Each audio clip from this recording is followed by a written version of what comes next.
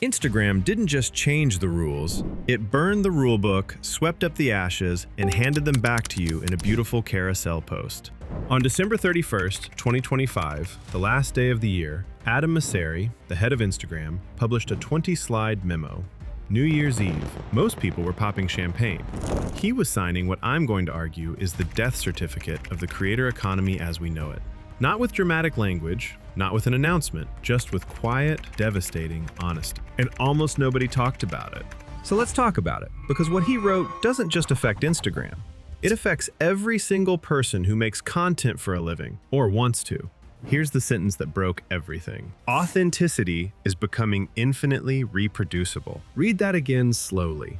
The head of Instagram, the platform that literally sold us the dream of the perfect shot, the aspirational life, the curated self, is now saying that authenticity itself can be faked. He admitted the feeds are filling with what he called synthetic everything.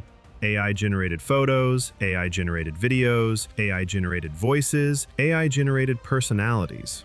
And then he said something that very few executives ever say in public. Instagram can't stop it. The platform that built its entire identity around visual content is now admitting it can no longer verify whether visual content is real. Mosseri floated a wild idea. Instead of trying to detect what's fake, Instagram might start fingerprinting what's real. Think about that. We went from filtering photos to authenticating the photographer. For about a decade, the game on Instagram was simple. Look better. Better lighting, better angles, better editing, better skin. The creators who won were the ones who figured out how to make life look aspirational. Brands paid for access to that aspiration. Followers bought into it.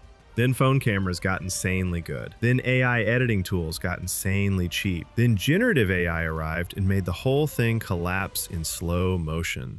A perfect photo used to mean something. It meant you had a good eye, or a good photographer, or at least an expensive phone. Now, it means nothing.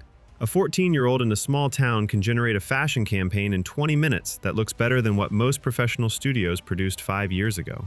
Mosseri actually said this. Polish is cheap now, and because it's cheap, it's worthless as a signal. When everyone can have perfect, perfect stops being valuable.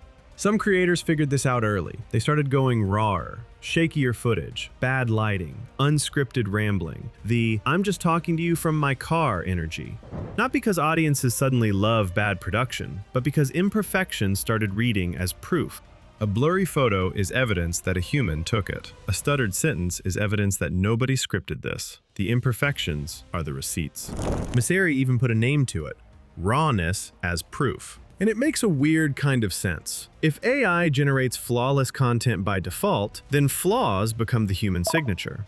We spent 10 years adding filters to look more polished, and now we're entering an era where we're going to strip them off just to prove we're real. But here's the problem, and Mosseri said this too. AI will learn to fake rawness. It's already happening. Tools are being built to simulate the aesthetic of authenticity, the handheld shake, the ambient noise, the verbal stumble. The fake authentic is coming, and when it arrives, the arms race starts all over again, just in the opposite direction.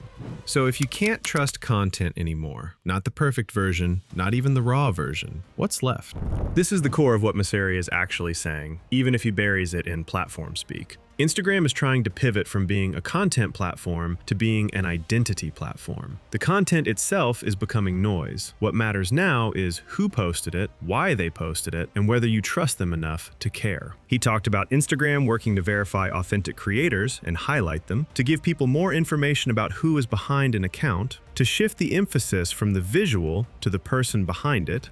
And the data backs this up in a brutal way. A 2026 study found that only 23% of US adults trust how generative AI is used in social media. Almost 40% say they'd trust a creator less if they leaned too hard on AI tools. The audience is ahead of the platform on this one. People already don't trust the content. They're looking at the person. I want to be careful here because I don't think this is doom and gloom for everyone. But the survival map looks nothing like the old success map. What survives is not bigger, it's verifiable, it's specific, it's irreplaceable. The creator who survived is the one you'd miss if they disappeared. Not because they made great videos, AI can make great videos, but because they have a perspective, a history, a a community, a voice that's specific to them. The kind of content only they could make. That's a different thing entirely than the kind of content they happen to make. Messeri actually framed it like this. The success bar shifts from can you create to can you make something only you could make? That's a harder question. Most creators haven't asked it. The other thing that survives, off-platform trust. Creators who built email lists, communities, podcasts, newsletters, things they own outside the algorithm are far less exposed to this collapse. Because the platform changing the rules doesn't matter as much if you're not entirely dependent on the platform. I want to end somewhere a little uncomfortable because I think it's honest. Messeri published this memo on December 31st, 2025. It was framed as a concern for creators, a warning, a heads up. But let's look at who benefits from the direction he's pointing.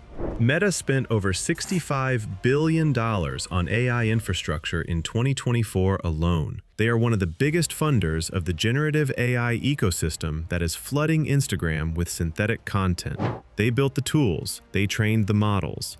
Now, the head of Instagram is telling you the feeds are full of AI content made with Meta's own AI tools. And the solution is for you to prove you're real. The cynic read is that this is a land grab. If Instagram becomes the arbiter of authenticated human identity on the internet, that's an extraordinary amount of power. You don't just control the feed, you control who gets verified as real. That's not a content platform anymore, that's infrastructure. I'm not saying that's definitely what this is, but it's worth naming.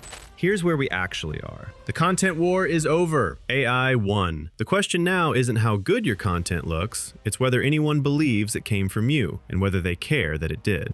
If they do, if you've built something real with real people who trust you, that becomes more valuable, not less. Because trust is the one thing AI genuinely cannot manufacture. Not yet, and maybe not ever. If your whole brand is a carefully curated aesthetic with no specific point of view, no community, no voice that couldn't be replaced, you've got work to do. Not on your production, on your identity. The visual economy is collapsing. The trust economy is just getting started. And the most interesting question isn't which platform survives this, it's which creators do. Tell me in the comments, do you trust the content you see on Instagram? Not a specific post, the feed in general. Because I think the answer most people give is already different from what it was 2 years ago. If you like this video, smash that like button and subscribe for more AI-powered content. See you in the comments.